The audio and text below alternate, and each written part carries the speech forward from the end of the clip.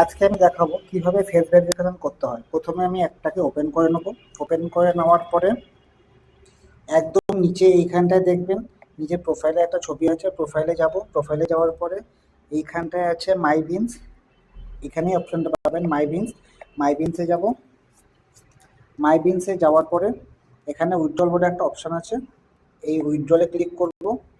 উইথড্রলে click করার পরে এইখানটা দেখবেন ফেস ভেরিফিকেশন অপশন আছে। আপনাদের ক্ষেত্রে এখানটায় লাল রঙের ক্রস করে থাকবে। আপনি শুধু এই ফেস ভেরিফিকেশন অপশনটাতে ক্লিক করবেন। ক্লিক করার পরে আমার এখানে আসবে না যদিও, ক্লিক করার পরে এখানে একটা স্ক্রিন ওপেন হবে। একটা গোল্ড রঙের একটা স্ক্রিন ওপেন হবে। সেখানে আপনার ফেসটাকে দিয়ে দেখতে হবে যে কি কি করতে বলছে। সেইগুলো করলে আপনার ফেস ভেরিফিকেশন কমপ্লিট হবে। আপনি কি করে বুঝবেন? আবার সেম প্রসেসে এখানে আসবেন। এখানে আসার পরে দেখবেন যে গ্রিন টিক পড়ছে কিনা।